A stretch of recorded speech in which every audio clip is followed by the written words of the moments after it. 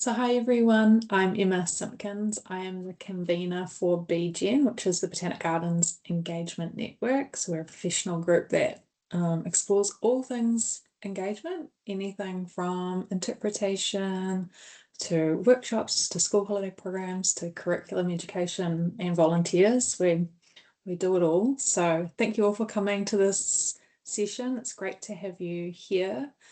So today we've got 3 or 4 wonderful speakers, Waminda, Michael, Felicity and Miles, and they're going to talk about wellbeing walks, which is perfectly timed for Botanic Gardens Week coming up next week, where it's all about where your health grows. So we've got a couple of presentations and we'll have plenty of time for questions at the end. So if you've got a burning question while the speakers are speaking, feel free to pop them in the chat and we'll circle back to those towards the end of the webinar. Otherwise, I will hand over to Minda to get us started. Okay, great. Let me just share.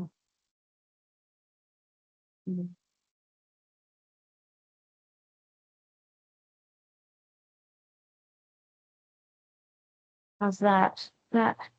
Perfect. Okay, great. All right. Well, hi everyone. My name is Waminda. I'm calling in from Gadigal Land here in Sydney in the south. I know, not very nature connected, but I nature connect on every day. So even in city environments. So today we want to talk about this concept of a nature wellness walk. Great to have both Michael and Felicity and Miles in the room. What we thought we might do is I will start off, Miles and myself will start off, give a bit of a context of the Nature Wellness Walk, what we mean by it, its operations, its fundamentals, if you like, and then we'll pass it over to Felicity and Michael to talk through their experiences because they've got installed programs in their gardens. I am hoping that by the end of this talk, we'll have a greater sense of how we can help tick botanical garden boxes. I'm not sure if you're all aware of this wonderful report that came out around the visitor report, but there are probably 3 key things that I think we can assist all these nature wellness walks can help with. Well, the first obviously is deepening engagement, where there's a recommendation about having wellbeing activities and experiences within the gardens. Strengthening marketing around health and wellbeing. I think that will be a core sort of takeaway, but also really about how do we actually engage with vitamin messaging in a really meaningful way and building in personal experiences around those broader ecological concepts. And we'll be referencing this term nature connection or nature connectedness all through this talk because it really underpins the work that we do. Most of you, or even all of you, may have heard this term, but we're really excited to say that this particular term is really increasing and resonating within the literature more broadly, and the importance and fundamentals of it. And it's really the driver behind our work. Personally, for me, my first nature connection experience happened at a young age. I was really lucky, like many. Living in the leafy suburbias, those bush blocks, I was able to explore and engage. And at a young age, it was through a still moment that I had this profound experience with nature. All of a sudden, nature felt very, very different. It was highly emotive. It was highly emotional. I would even say spiritual, like in nature. And of course, that's been such a strong driver and motivation into the work that I've done, which has pretty much worked in the conservation sector all my life. I continue to this day to have big and small experiences, nature connection experiences that I value, and it helps me to get out of bed to drive to the work, to do the work that we do. And of course, there is nothing special or unique about that story, is there? Because I can bet pretty much all my savings to say that you've all experienced that connection, those feelings. You know, was it that sunset, that sunrise, that special place, or that special moment? And I would also hedge my bet to say it's been a really driving force for you, the work that you do, and working with really unique and special places called Botanic Gardens. And I raise this because we in NatureFix have real concerns that not enough individuals are having the opportunity or carving out the right space to experiencing those profound feelings with nature. And we argue that, or we suggest that if we don't provide these experiences for people, we're going to continue to have this uphill battle that we're experiencing around planetary health outcomes.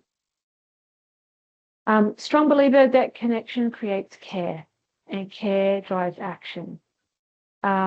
Please, this is in no way in saying nature connection is a replacement for nature or education or regulation or policy. Those things are absolutely fundamental, and we're huge supporters of that. But what we're really strongly advocating is that if we really want connection outcomes, we need to create spaces for connection. And remembering that knowledge-based activities do not necessarily is a strong predictor for connection. There's lots of research starting to emerge on that. Okay. The other thing that we strongly advocate that is we feel that botanic gardens present a really special and unique proposition in the fact that they can be a huge catalyst for this nature connection experience. But we will say for us, it actually needs to be much more than just a walk in the park to access these benefits. To actually, for some, they might have those profound insights as they walk in the park, but for us, we believe it can't be left to chance. We need to actually guide individuals through to these nature connection experiences through structured activities and interventions. And the final note on that is that we also believe that creating connection cannot be separate to our own health and well-being. And of course, First Nations here and indeed globally fully understand this relationship, and both probably best described by this wonderful expression, healthy people, healthy country, where this relationship is completely intertwined and separate. It's part of cultural identity, but importantly, it's part of practice. It's not just knowledge, it's about doing. It's the doing that's really key. And of course, the research is only just starting to catch up to what's been known for a very long time. And I think it's important that we respectfully acknowledge this as we move forward. But this relationship with nature is in all of us. It's in our DNA. And when you think about it, it makes complete sense from an evolutionary perspective. It's only been around the last 6 generations that we've been in those more urban type contexts compared to 350,000 generations in nature. You know, all of our neurological, biological, and physiological processes are completely adapted to the natural world. We weren't designed for nature, we were designed by nature, not forgetting that we are nature. And so to the point that when we go out into these natural spaces, we actually receive cues from nature that our minds and bodies still respond to those cues, even though we may not be consciously aware of it. And of course, we're spending a lot of time in urban environments. You know, there's some and indoor environments, you know, some suggest up to 95% to include commute. And we also know that the research is demonstrating that we're getting these massive shifts or increases in chronic non-communicable diseases across both our physical health and mental health. 1 in 2 of us impacted. And we're suggesting nature offers a really powerful way to start to answer and address some of our chronic disease burdens as a way back to health. Miles, I'll pass it to you to take it through our connection versus or contact versus connection with nature, some of those health attributes. Yeah, thanks, Wilminda, and hi everyone. Miles is my name, calling in from the mid-north coast of New South Wales on Gumbaynggirr country. So yeah, the research in this space is really expanding, and if we can divide it into 2 categories, one is contact with nature, just exposure to nature, living in a green neighbourhood, you know, having plants in your backyard, just being around. And there's a few things going on. We have these phytonicides, these anti-cancer properties, anti-cancer chemicals that are released by trees, which are really powerful. The whole diurnal rhythms with morning sunlight and natural light at night can really help us sleep. And then the huge body of research and the huge industry around our gut microbiotic diversity. So, and some really amazing research there, you know, just putting your hands in healthy soil releases a serotonin type chemical that keeps you happy. So yeah, that's really a strong and robust body of research. But what's also emerging is that when we move beyond just exposure into building a relationship with nature, this idea of connectedness, we get these massively amplified benefits. So it's like our green space is working for us, but if we access the connection benefits, we can really amplify the health and well-being outcomes. We like to say it's not just the contact with nature, but it's the nature of the contact that matters. It's not just how many minutes you're outside, it's, you know, how meaningful those moments are.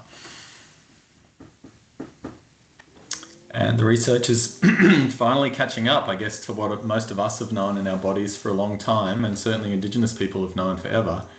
The scientists are getting there now. So this is the number of papers published per year. So you can see in 2001, it's very minimal. And when this graph was made in 2022, we were up at 1,400 academic research papers per year. So it's really, really expanding.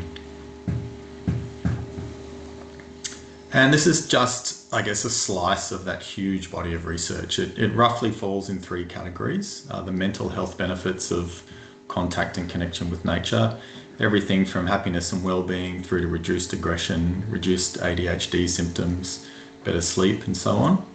And then all of the physical health benefits. And they're just, like when you see these printed in the research papers, they often just come as a huge big table and then hundreds of research references. It's really just expanding.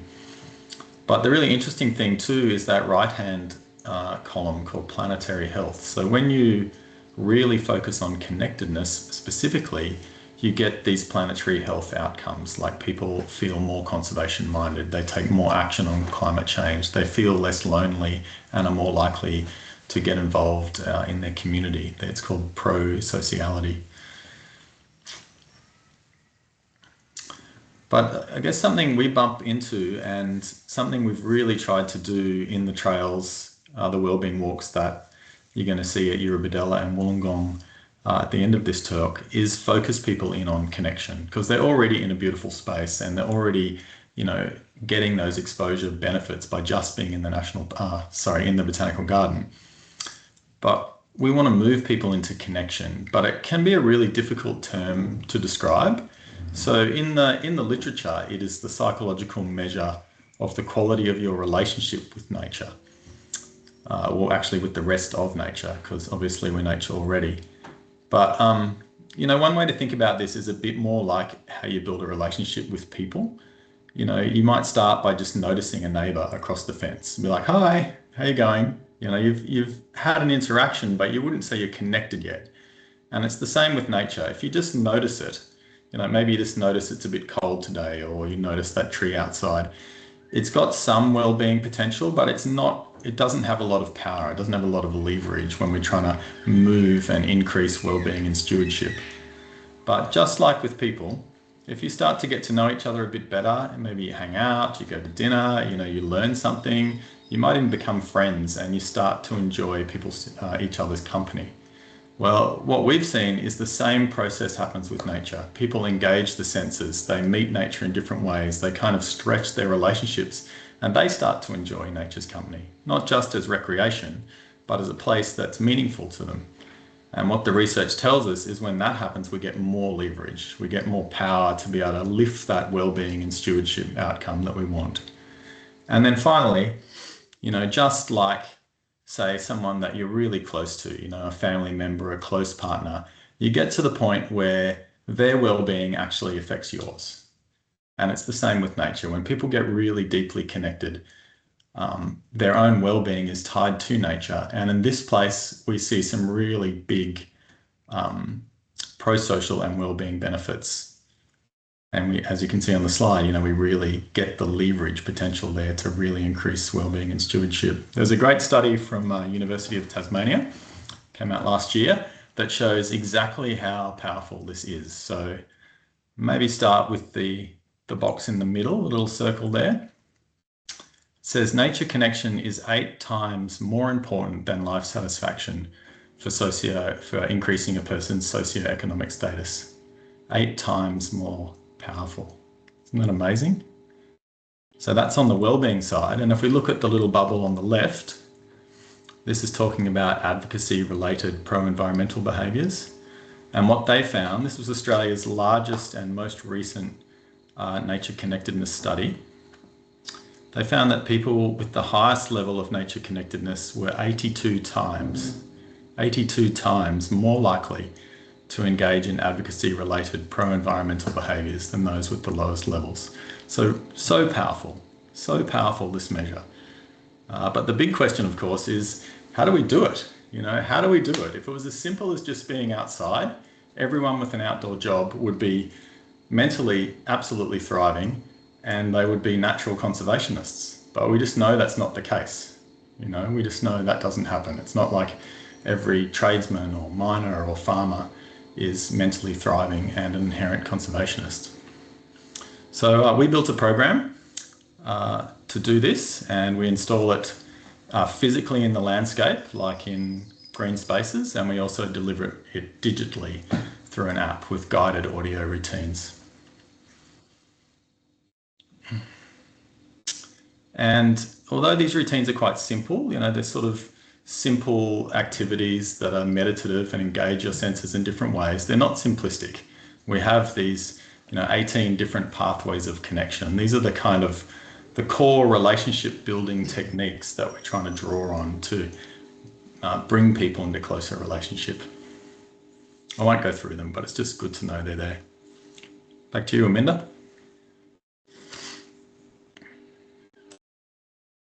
Thanks, Mark. And so just for ease, to help those bring those pathways to connections, we've sort of packaged them up into a 5-step flow or process of engagement. And I actually want to use this time, and I don't have time to go through, but I don't know if there's any evolutionary biologists in the room, but if you are interested in the neurology and the neuroscience that sits behind this flow diagram, happy to have a follow-up conversation. It completely follows the evolutionary development of our brain and how we take information in through our sort of flight freeze response through to our cognition and cognitive performance.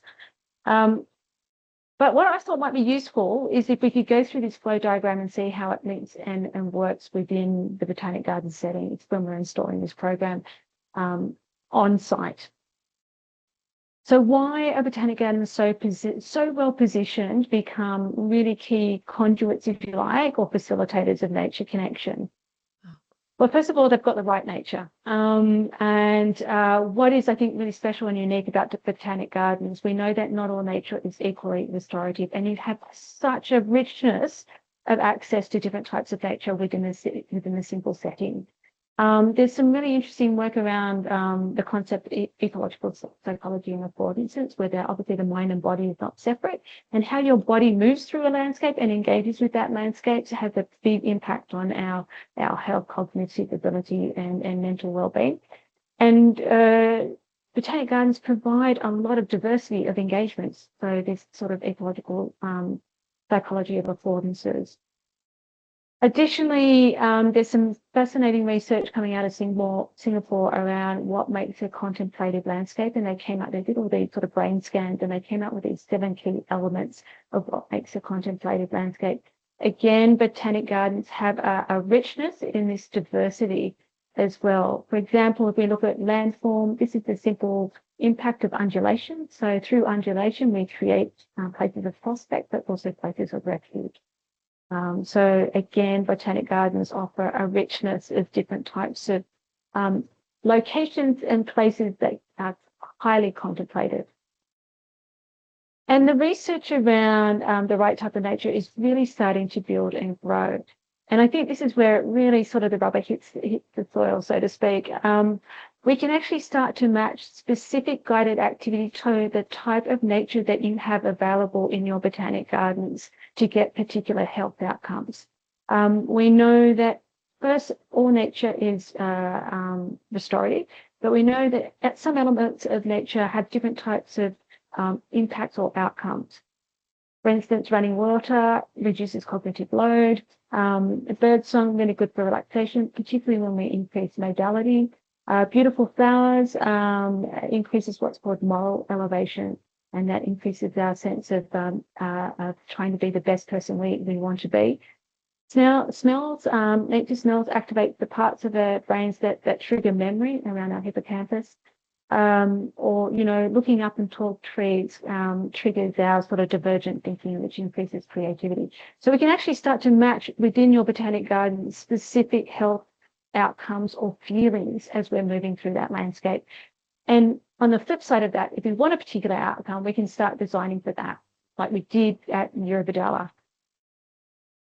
Secondly, really relaxing landscapes. They are, first and foremost, they feel comfortable and safe, psychologically and physically safe. Really important. You can't start a nature connection process until you feel safe. So what we do is we place the activities where people will naturally feel safe, but then we add other strategies or activities to enhance that sense of relaxation and safety, and really settle the nervous system, such as breathing activities, body posture techniques. They also, thirdly, they have this amazing richness in sensory engagement. And of course, one of the key ways that we can increase someone's nature connection or nature connectedness is to get them out of their sensory or ruts or habits, and doing this in a mindful way. And obviously gardens offer a lot of richness. And what we get back all the time, we hear back all the time, is, I've been to that landscape 100 times and I've never noticed that before, which is exactly what we're trying to do. Even the most diligent ecologists learn something really new and insightful using these techniques. The first part of that is almost about self-regulation. But what we're doing now is we're building really deeper connection experiences. And actually, this is where nature starts to turn into a co-regulation tool with people. So the fourth is about building a relationship with nature. Now you're feeling relaxed and settled and you're noticing. We want to support really felt-based experiences here. So you're not just observing nature, you're feeling part of it. So here we put in activities that really enhance that experience, such as using metaphors in nature, mimicry in nature, and making meaning. The final step is really about those reflective practices in nature, which are really fundamental and important, taking people to that stage. Again, botanic gardens, they are so restorative in a way that you can have those places of calm to allow reflection, to allow those reflective opportunities. And it allows people to, really process and gain their own, understand their own emotions. And we enhance this by adding actions of gratitude, actions of awe, and obviously acts of reciprocity. Nature does so much for you, for your health and well-being. What can you do in return? So that just takes you through the flow of how we've been installing the program in green spaces. The only thing I would say at this point is repetition is key, and this is about rewiring your neurological processes in some regards. So we've been hearing, if people don't have those epiphanies or those first insights of first doing those activities, it's okay. What we hear is people generally get an insight or a light bulb moment after their third or fourth time of doing these types of activities. And the only way that I'll finish off this and say, look, it really does work. We've been installing the program, working with the health services, for example, through the central, through the Murrumbidgee region, and which is now an award winning for clinical innovation around health. These installed trails are actually a really fundamental health asset that's available in these landscapes now. We're hearing, and we don't take this too lightly. For many, it has been life-changing. For some, it has actually been life-saving. And I don't say that lightly. We've been doing really in-depth sort of clinical trials around that, which I don't have time to talk about today. But they are really not only a really powerful conduit of health, mental health in particular, but also driving stewardship outcomes and behaviours. So that gives you a bit of a background on the intention of what these trials are set up to achieve. I'll probably hand you over to Felicity. Do you now want to talk a little bit about the installations at Wollongong? Thank you, Aminda. There's so much that we can learn from one another, and I'm just been privileged to have looked after Wollongong Botanic Garden for the last 4 years, and the Nature Wellness Trail has been in our garden, as in NatureFix has been with us all that time. It was just installed actually just prior to my time coming into the garden. But what we see with people coming into our garden is instantaneously you watch people's bodies relax. You see them go, they might have slightly tense shoulders, and they come out into a vista and they look at the landscape, and you actually see physiologically, you see them transform before your eyes as their shoulders drop and their faces light up, and the sense of awe they start to breathe, their breathing regulates. It's something that I've observed time and time again. And then when people actually come in and start using the trails, there's this beautiful quote here saying how I feel completely disconnected from any loudness and stress, totally relaxed and feeling calm. It's a beautiful garden, and the Nature Wellness Walk was a wonderful experience, which I wish more gardens would have. Thank you.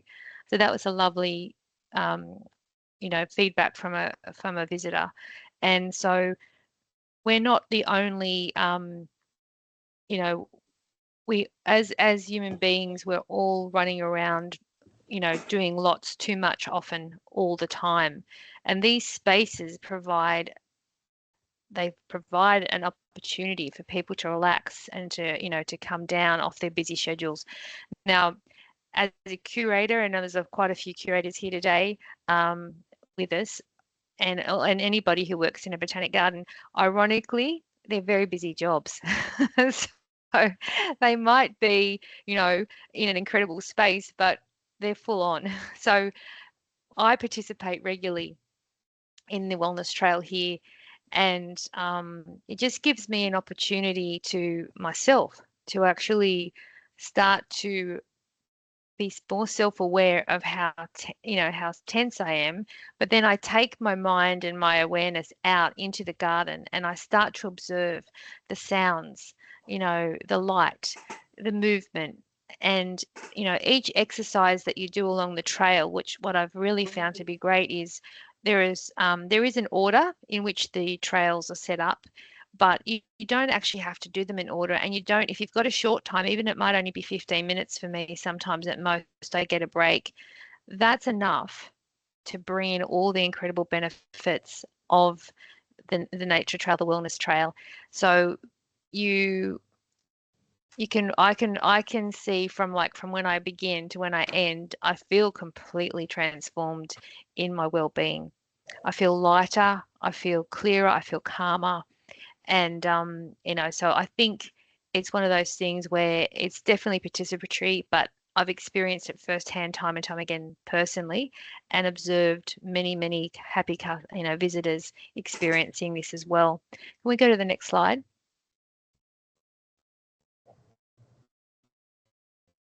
So this one in particular I love. This is in our rainforest, and it is a focus on fractals. And it gets you to look at, for example, looking at the repeated patterns or fractals in nature, and allows us to enter a state of just absolute bliss and awe. So the next little slide is actually, it gets you to look at a fern. And as you can see with a fern leaf, when you look at a fern leaf, it's a repeated pattern within a pattern within a pattern. And I just love that. And as you stand and you look and you breathe slowly, and you start to pull apart the patterns, and you focus on the beautiful green colors, and it's just one of those things where your mind starts to let go, because you're focusing, you're being in the moment, and you're being present. And you're also connecting with that incredible architecture of the plant. You're getting to smell the beautiful bush smells around you. Quite often, you'll have little birds and finches and things hop by because they get quite intrigued because you're standing still and you're looking at something. They'll come and check you out.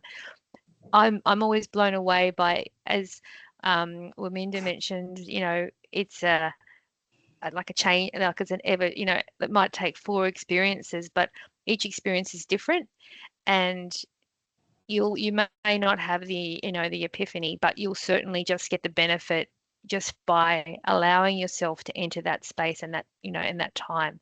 I was just having a look here.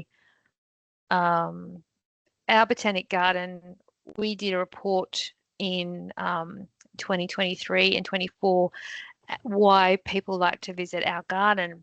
And what came across was that we are a safe space for young women and also for elderly. And I felt that that's another part of the wellness part of nature, is our botanic gardens are a safe space.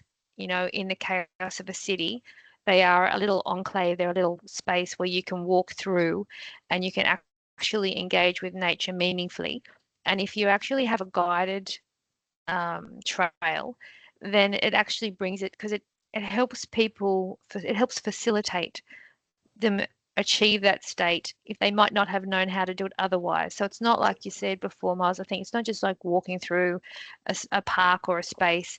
That's wonderful in of itself. But when you go to this level of mindfulness and breathing and awareness of your surroundings, you connect in such a deeper fashion. Can we have the next slide, please? So we have all different sorts of trails or landscapes that you move through. So the last one was the rainforest. This one is our transitional landscape. So it's our bush tucker garden. And the next one, please. Oh, actually, we're back. That's back to the head of the rainforest walk. But you can see the different landscapes and the different textures just by looking at the different trailheads. You can see exactly, you know, like you're moving through the different spaces and experiencing different things as you go. Next slide. That's us. Oh, that's up. It's up to Michael. So you can swing back to me if you like, just for a moment. I just wanted to say that for our garden, we get nothing but good feedback. We always have this in place. It's a free, you know, activity for people to do.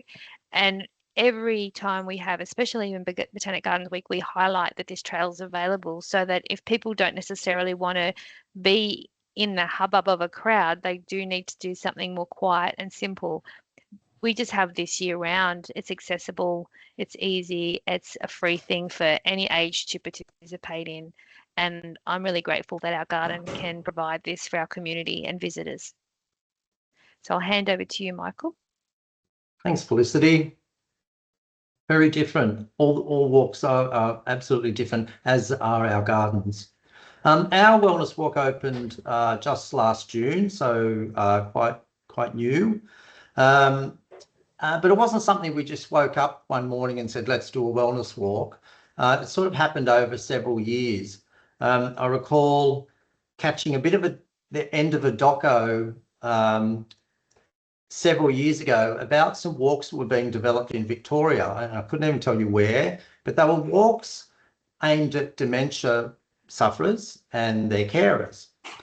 And the simplicity of the walks and what was needed for people with that condition and their carers was really simple. And it sort of, I was a bit blown away that, you know, a simple walk in a natural area or, you know, semi-natural area could potentially make such a difference. So I really stored that away, thinking that's something I'm sure, you know, it's really important, and it's something we could maybe look at our garden in the Eurobodalla. And about 2 years ago, I was invited by Forestry to have a look at one that had been recently finished, that Wominda and Miles had been working on in the Snowy. And it was sort of, it showed really how it can look and how it can be, and it sort of looked further into the concept of not just for people with dementia, but for everybody. And that sort of further locked it in as something that actually we really need to do.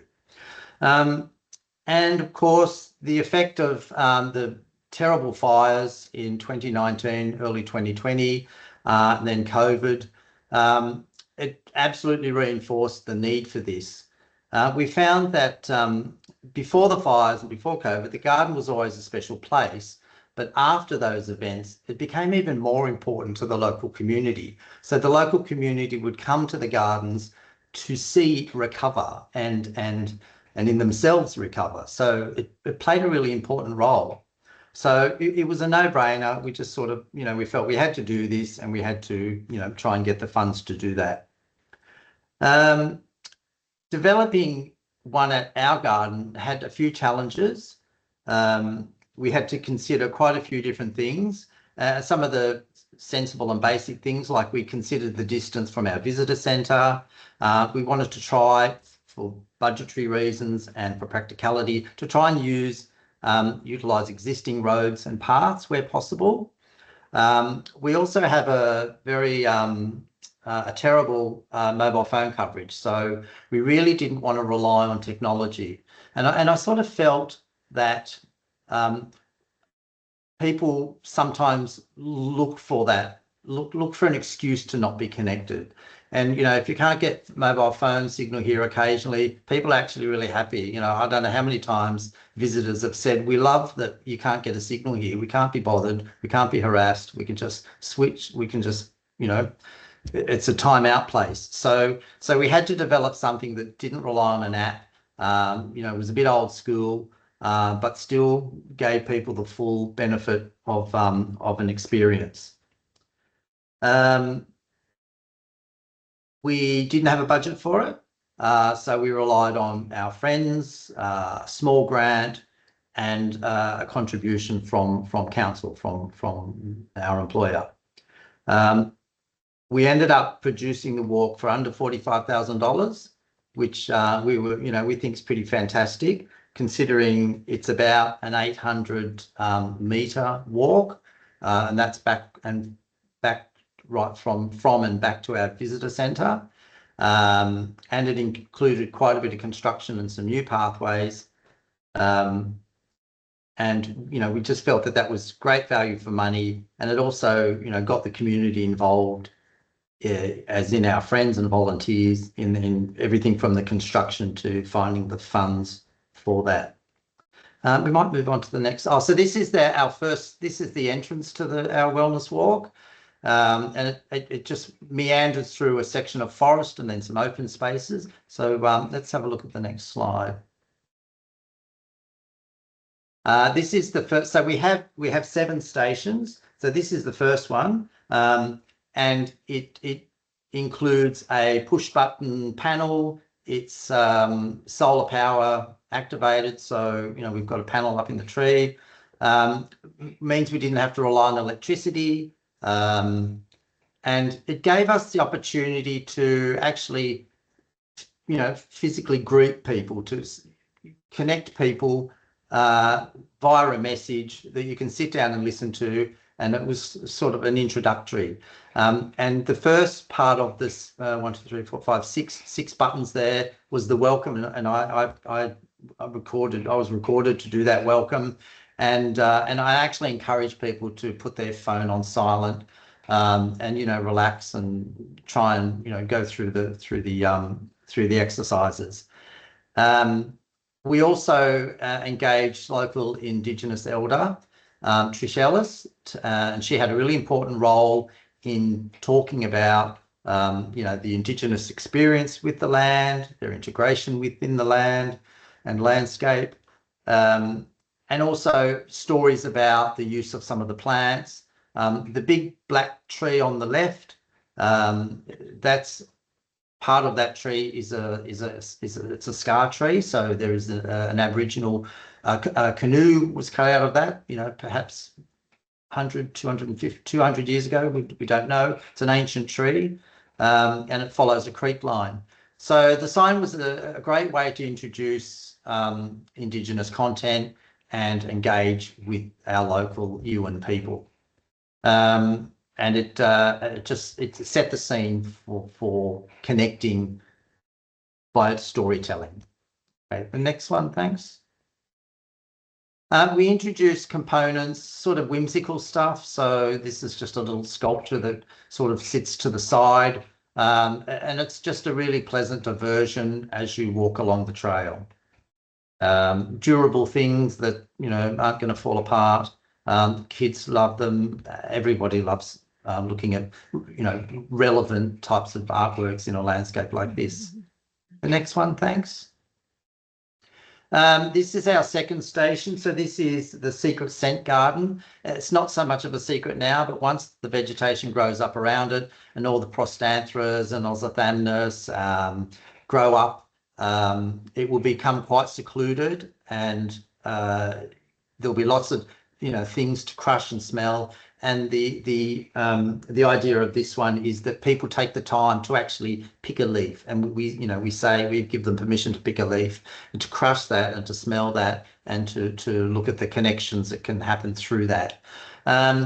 We didn't intend to have grey pipes with plants in pots on top, but we have a swamp wallaby issue, so we had to be practical. Once the vegetation grows up fully around, we hopefully will remove those, but it's working quite well and still giving some experience. Next one, thanks.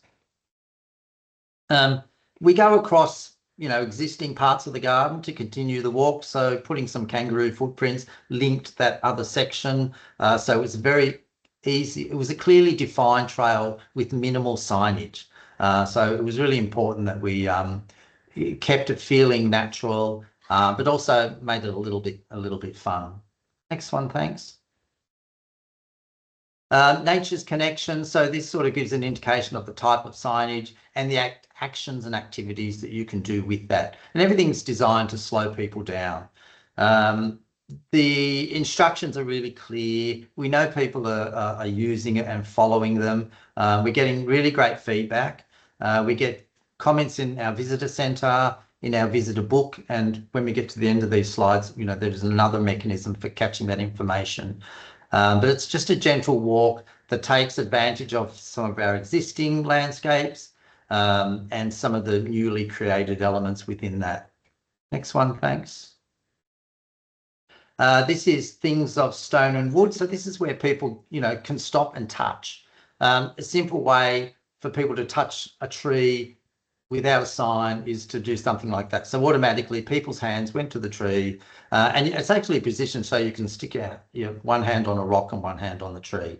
And just the different textures is a really important sensory feeling, so that they're not just random rocks, there's sandstone, there's granite, there's a few different types of rock there, and they all feel different, and certainly give different sensations. One thing we've realised now, that painting hands on a tree means you have to repaint them after about 8 months. So I'm not sure how whether we'll continue with that practice, but it was a good, instant, easy way, and it does link with Indigenous culture to some degree, sort of easy and fairly respectful way. Next one, thank you.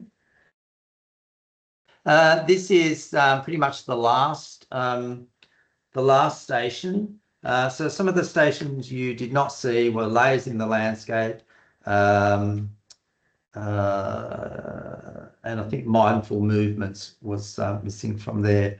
But the Serenity Seat is all about, stopping, laying back on that platform, looking up at the canopy, and an important component of this is that you can see beyond the platform there's a pole with a strange thing attached. That's a book. So part of the action in this is to write a message of gratitude to nature. And when Waminda first raised the potential of doing something like this, all I was concerned about was the practicalities. Okay, a book's going to get wet, it's going to be a hassle, a kid's going to scribble in it. I really didn't, I underestimated how people would actually have put value in this and really make an effort to record something. Sure, there's the odd page with a 10-legged kangaroo drawing, or some kids goofing around, but there's also plenty of really fascinating messages. So if we have a look at the next slide, these are things that I did not expect.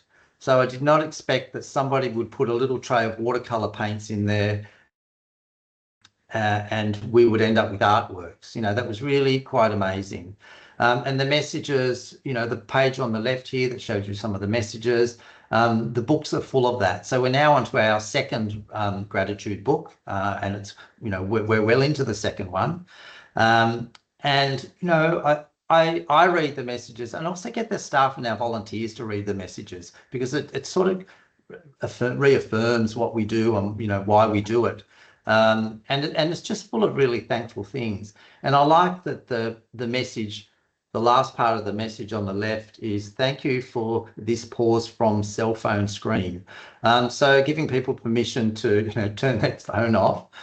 It's a really simple thing, but a lot of people just don't do it, or need to be reminded that you'll get more out of something if you focus on something. So it was a really, really good thing to do. And I'm really glad we found some practical ways around, you know, how we set that up so it's protected and visible, and the trouble that I foresaw was not real. So it was I'm really pleased we did this, and I'm really pleased that, you know, we've got the range of activities, and I think there's enough activities so that you don't have to do them all on one visit. So it does encourage repeat visits, and as it's been discussed already, you know, something flicks the more you do it, and we know, and as Felicity said, people don't believe it when you say that, you know, running a botanic garden can be quite stressful. It's not all smelling flowers all day, you know, chatting with yellow robins. There's actually, you know, quite a lot of hard work involved, and it's so essential to stop. We had an example a couple of years ago. A fellow came in and he wanted to run forest bathing courses here, so he decided that all the staff would do one, and it was such an incredible experience, because, you know, I think we're all reasonably relaxed and in touch people here, but it wasn't till we had stopped and did those exercises, you know, lay down, close our eyes, you know, walk slowly, that we really connected, and you know, we finished the session truly revived and refreshed and relaxed, and the same is happening with this walk. It's a really important thing, and the fact that we have to help people do this by providing written resources and examples is yeah, it's pretty essential. Last slide, thank you. That's so some of our visitors taking advantage of the Serenity Seat. I thought I'd just very briefly mention before I finish some of the things we did not do or are yet to do. One of them is promote the walk. We haven't been particularly proactive with promoting that. You know, it's one of the practical things that, you know, we'd already just ordered 5,000 visitor maps, so it's not going to make it into the next map until, you know, we run those down. We haven't engaged with local health authorities, which I think is a really important part, and I wished we had embedded that as part of the project in the beginning, so that, you know, we could roll it out more efficiently and make that a really important part of it. And I think the last point is something we're yet to do, is to gather stats. We know people use it because of the book, because of the comments, but we will look at putting in a track counter just so we can actually see how many people use this and take advantage of it. It's a great addition to our garden, and I consider it a fairly low cost one with a huge health benefit. So that's basically the wellness walk at Eurobodalla. Very happy to show it to anybody at any time. So that's it. I think we, after questions now, if there are any, with the three of us. Thank you so much, Wanda, Miles, Felicity, and Michael. It was really wonderful to see the diversity and the complexity of things. So any questions from the audience for any of our speakers? I've got a few. Pat, go for it. Hi, I'm in Tasmania and I volunteer with the Tasmanian Arboretum. So we have some wonderful trees and wonderful sites to be doing stuff like this. We're right at the beginning of developing wellness programs here, along with Tracy, who's on this call. I'd like to just get an idea really from you, Michael, Emma, how long did it take from thinking about the beginning of designing to actually put it together and put the funding package together. And then, so the first bit's like the design, the concept, pulling it together. And then how long did it take to build the walk? So just a bit of a timeline in there. I think, Waminda, you will, and Miles, you will remember, I guess, the initial discussions around it, but I've got a feeling it was less than a year from talking about it to completion.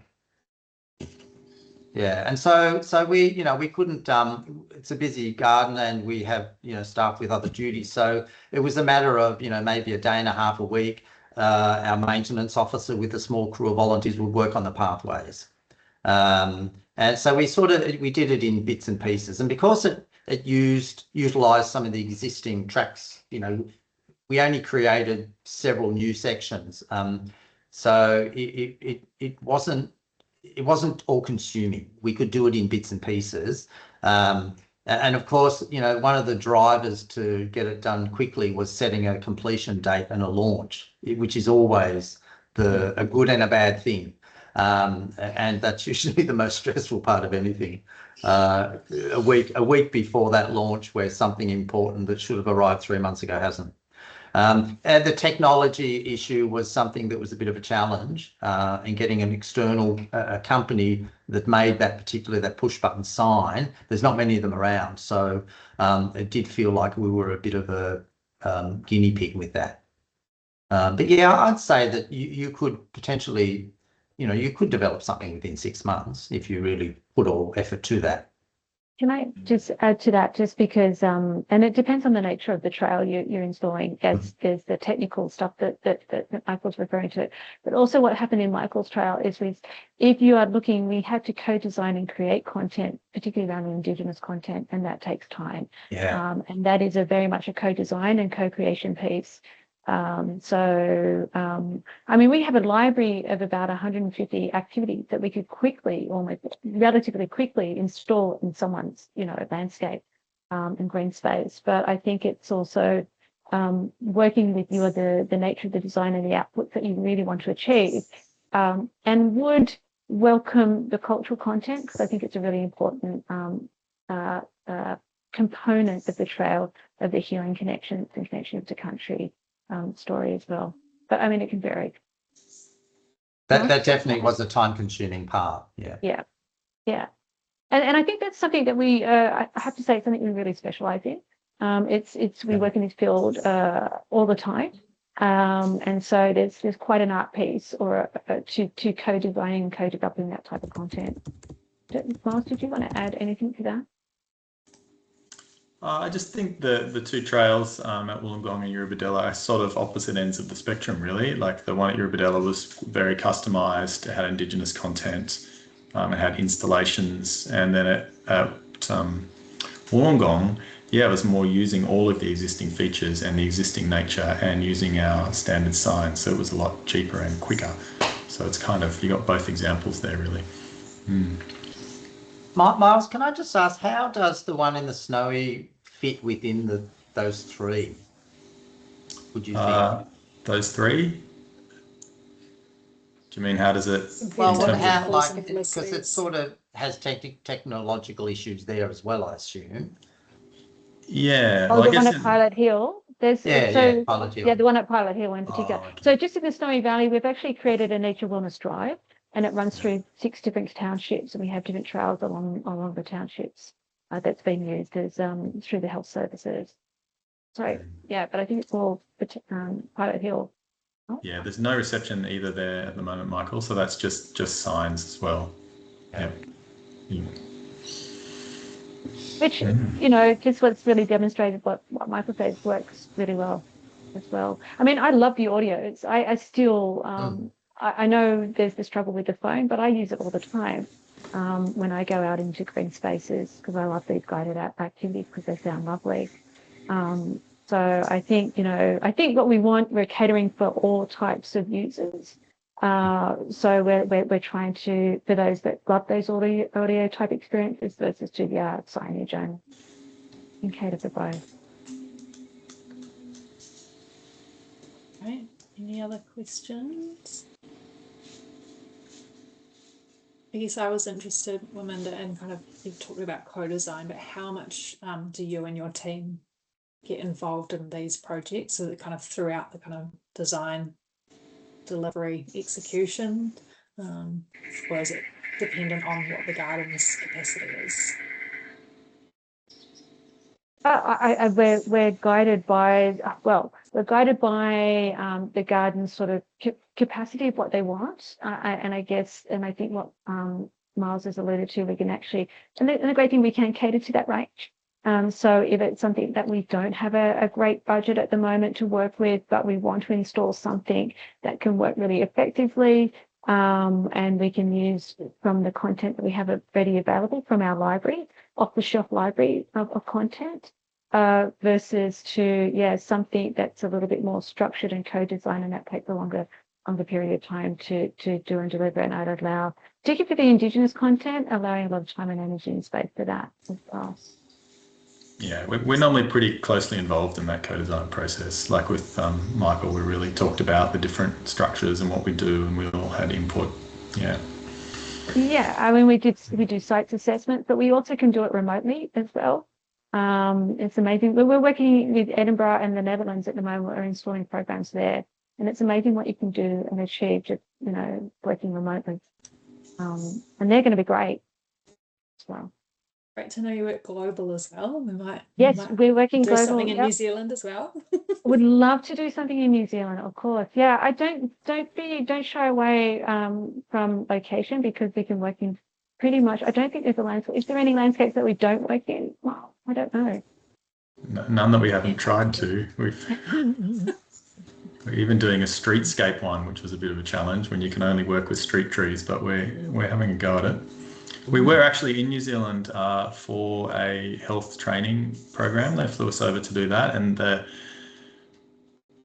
was just really amazed. People were really quite more advanced in their thinking than Australia. The health workers there, in their ability to go outside, because I guess New Zealand's had a green prescribing program formally in government for a while. So yeah, I think there's lots of potential there that the spaces actually get used by the health services. I know we probably need to sign off soon, but the thing I would like to really just hammer and underscore the point, Botanic Gardens offer an incredibly special places and spaces, and quite unique for this type of intervention. We're looking for any opportunity to work with anyone who's interested in this space, because we think it's an incredibly powerful tool. We can talk about we didn't have time to talk about the clinical trials. We work with 6 universities here. We're working with universities internationally. Our whole remit is about people and planetary health. We do think that there's a gap in our education remit services around specifically targeting nature connection, and we're hoping that this, I guess, effectively plugs a hole in that gap in some regard. Now, it's not discounting any other program or services, but we want this to be a value-adding service. So we'd love to, if anyone's interested, we'd love to talk to you with, whereas as big or small as you'd like to start, we can really cater towards that. But I think the energy for me, or for us at NatureFix, it works. We know it works, and it's incredibly effective. And so we're thinking places like Botanic Gardens offer a really wonderful opportunity to really showcase the health benefits of nature, but also how that can really be structured in a way to connect people with biodiversity values, but create that next generation of stewards, young and old. Yeah. Tracy, did you have one quick question before we wrap up? Yeah, one very quick one. Hello to everybody online. I know some of you, which is lovely. And great to see you, Miles and Waminda. I've sent you an email as a bit of a follow-up anyway, but I'm wondering if any of the work that you've been doing in Botanic Gardens and public kind of garden spaces has kind of brought together medical professionals as well. And do you want to, are you able to say something quickly about that, or shoot me something? Well, I can quickly speak to that, in the fact that at Wollongong we had Wollongong Youth Services and New South Wales Health came and did an 8-week program with youth suffering from anxiety, So they did a program in that space in our garden using the wellness trail as part of their delivery of that program, and they had really fantastic results for those young people. So that was just, we've only done it the once, but we're hoping to do more of those. And I think it's just it's a no-brainer in terms of you've got the space, you've got the facility, and you've got that beautiful connection for people ready to go in a safe zone. It's a really straightforward thing. It's just connecting with the right people in your town and in your services to get that happening.